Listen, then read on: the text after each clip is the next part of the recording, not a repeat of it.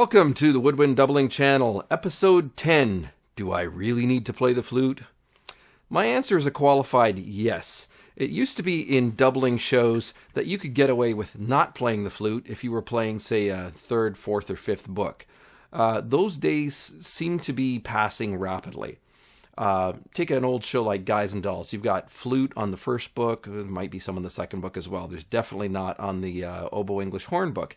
They would tend to keep that away from oboe English horn players in those days. It was considered that they had enough on their plate to deal with without having to play flute as well. And when you get down to lower reed players, oftentimes the mindset was like, your people are used to playing low notes, and we don't need you getting in the way in the high notes. Fast forward a few years where they start reorchestrating and downsizing some of those older orchestrations, and you find that quite often flute is getting called for on third, fourth, and fifth books, if there's even a fifth book. Take shows like, say, Chorus Line. I keep referring back to Chorus Line, but I'm doing it currently. There's flute all over the place on the fourth woodwind book. Some considerable things too, whether you're playing it in duet with the first player or playing in trios with the first and second player.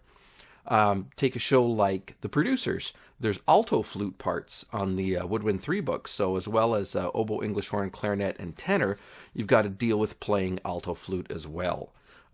Even shows like Kiss Me Kate in the newer orchestrations, as well as bassoon, bass, clarinet, baritone, sax, you've got flute and clarinet as well. Now, it's been fairly common for me in the past few years to have to play flute on books. You can play a lot of the older show books, some of the classic things on the lower instrument books. Certainly you can get your feet wet as a doubler if you've got skills in oboe and English horn by playing just those instruments plus clarinet and tenor. You can quite often deal with that. But it will hold you back at a certain point from playing a lot of other shows. Now, I've actually played shows where I did principally flute on it. I played the first Woodwind book on Secret Garden, which is piccolo, flute, alto flute, clarinet, and an assortment of recorders and penny whistles. And you spend a lot of time playing just the regular C flute on that, and you've really got to have some stuff together.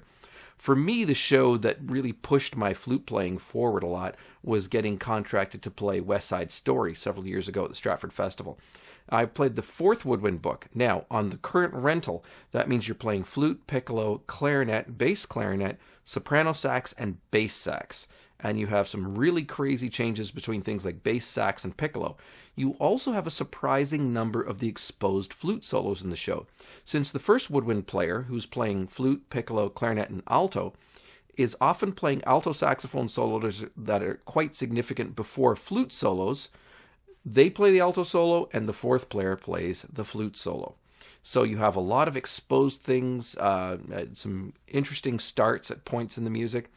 You really, again, have to have your stuff together. Now, it doesn't mean that you have to go out and get a staggeringly expensive flute to do it on. I've seen a lot of people worry that because they don't have the same $10,000 plus flutes that an orchestral player will play on, that they won't be able to do the job. No, as long as you've got something that's really solid, solid silver head, you don't even need a solid body, but generally you're going to want to have open holes in the North American market. And if you can get a high E facilitator, like a split E, or add in a high E facilitator later on, it's a little, what they call a donut. It goes in one of the tone holes. They put it in the tone hole here. It actually helps reduce the area of that tone hole and means your high E's tend to pop out a little bit more easily. You can also learn a few ways to make that pop out that are kind of trade secrets. We might share some of those along the way. So flute has been really beneficial for me. It's something that took me a little more time to come to and embrace over the other instruments. I was always more comfortable with single reed and double reed instruments and really had to spend some time working on this. But the benefits are there in terms of more work and more fun on shows as well. I've played shows that are just literally flute and clarinet split books as well. And there's a lot of that around. You can actually do a lot of playing just on flute and clarinet without even the saxophone. So if you're a flute player and add the clarinet, you've got another work possibility. If you're a clarinet player and you start working in your flute, that gives you some more possibilities as well. So, to sum it up quickly, should I play the flute? Yes, you should. So, go and get to work. See you next time on the Woodwind Doubling Show.